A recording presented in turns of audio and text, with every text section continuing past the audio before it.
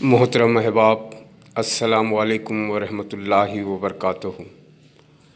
اردو زبان و ادب کی آج کی نشست میں بات کرتے ہیں علم ہجا کے تعلق سے۔ میں ڈاکٹر نوید عبدالجلیل آپ تمام احباب کا تہ دل سے استقبال کرتا ہوں۔ محترم حضرات، سادہ آوازوں کو تحریری علامات یا شکل میں لانے کا نام حرف ہے۔ ہجا میں حروف کی آواز اور ان کی حرکات و سکنات سے بحث کی جاتی ہے۔ حروف کے مجموعے کو ابجد کہا جاتا ہے۔ ابجد کا ابتدائی حرف الف، ب، جیم، دال سے بنا ہے۔ چونکہ اردو زبان ہندی، فارسی اور عربی سے مل کر بنی ہے، لہٰذا اس میں ان سب زبانوں کے حروف موجود ہیں۔ خاص کر عربی حروف یہ ہیں: سے، ہے، زال، صاد، ضاد، طوے، زوئے، عین، خاف۔ یہ حروف قدیم فارسی اور ہندی یا سنسکرت میں نہیں پائے جاتے، لیکن زال قدیم فارسی میں پایا جاتا ہے، اور اب بھی بعض فارسی الفاظ زال سے لکھے جاتے ہیں۔ ٹے، ڈال، ڑے خالص ہندی ہیں۔ عربی فارسی میں یہ الفاظ نہیں آتے۔ زے، فے، خے، غین کی آوازیں ہندی میں نہیں ہیں، لیکن عربی فارسی دونوں میں موجود ہیں۔ علاوہ ان تین حروف ٹے، ڈال، ڑے کے چند حروف ایسے بھی ہیں جو خالص ہندی ہیں اور عربی فارسی میں نہیں۔ اب تک اردو میں یہ سادہ حروف نہیں سمجھے جاتے تھے، بلکہ ان میں کا ہر حروف دو حروفوں کے میل سے ایک مرکب آواز خیال کیا جاتا تھا۔ اس کی وجہ یہ ہے کہ ابتدا میں ہم نے اپنی بول چال فارسی میں شروع کی۔ فارسی عربی میں یہ آوازیں نہیں اور نہ ان کے لیے حروف ہیں۔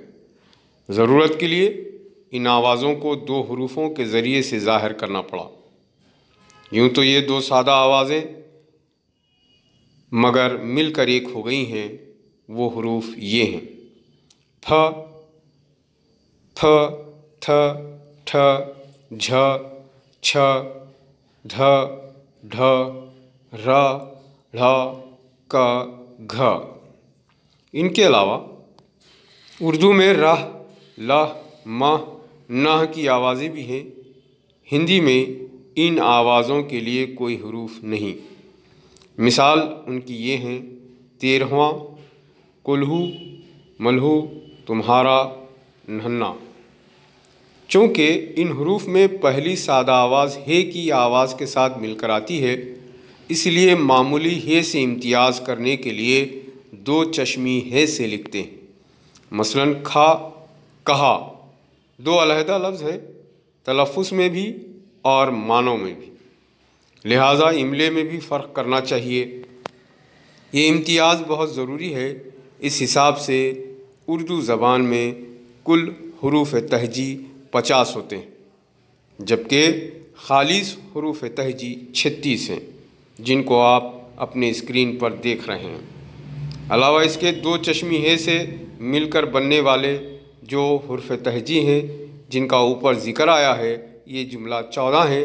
اس طرح 36 اور جمع 14، اس طرح یہ حروف تہجی 50 ہوتے ہیں۔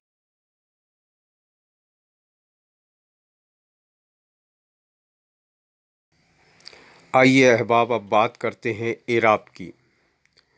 سادہ آوازوں کو ہم بلا تکلف ہونٹ اور زبان کی امداد سے ملا کر مرکب کر لیتے ہیں، جس کی وجہ سے زبان اور لب کی ذرا سی جنبش سے آواز کی مختلف صورتیں پیدا ہو جاتی ہیں۔ ان تمام آوازوں کو صفائی کے ساتھ تحریر میں لانا نہایت مشکل ہے، اگرچہ بہت کوشش کی گئی، لیکن اب تک پوری طرح کامیابی نہیں ہوئی۔ بعض زبانوں مثلاً سنسکرت، انگریزی وغیرہ میں سادہ آوازوں کے مرکب کرنے کے لیے جو جنبش لب و زبان کو ہوتی ہے، اس کے لیے بعض حروف مناسب قرار دیے ہیں، اور جہاں دو یا دو سے زیادہ حروف کا ملانا منظور ہوتا ہے وہاں ان میں سے بلحاظ آواز کے ایک نہ ایک حروف ضرور آتا ہے۔ اس لیے اس قسم کی ہر زبان میں حروف کی دو قسمیں کی گئیں، ایک وہ حروف جو دوسرے حروف کو ملا کر آواز قائم کرنے کے لیے آتے ہیں جنہیں عربی میں حرف علت کہتے ہیں، اور دوسرے جو بغیر ان حروف کی آپس میں مل کر آواز پیدا نہیں کر سکتے وہ حرف صحیح کہلاتے ہیں۔ اردو میں مثل عربی کے حروف علت دو قسم کے ہوتے ہیں، ایک محض علامات یا اعراب، دوسرے اصل حروف الف واو ای۔ اعرابی علامات بھی در حقیقت انہیں حروف کی مختصر صورتیں ہوتی ہیں، جیسا کہ آپ جانتے ہیں زیر، زبر اور پیش اعراب کہے جاتے ہیں۔ زبر جسے عربی میں کسرہ کہتے ہیں، جس کے معنی توڑنے کے ہیں کیونکہ اس کے آنے سے آواز میں ایک قسم کی شکن پیدا ہوتی ہے۔ زیر کے معنی نیچے کے ہیں کیونکہ یہ حروف کے نیچے لگایا جاتا ہے، اس کی آواز خفیف ای کی سی ہوتی ہے، لیکن ای کے ساتھ آنے میں دو قسم کی آوازیں پیدا ہوتی ہیں، ایک زیادہ باریک و طویل اور دوسری کسی قدر واضح اور کھلی ہوئی، جیسے پیر اور پیر۔ یہاں ای کی دو حالتیں ہیں، پہلی حالت میں یائے خفی یعنی مجہول اور دوسری حالت میں یائے جلی یعنی معروف۔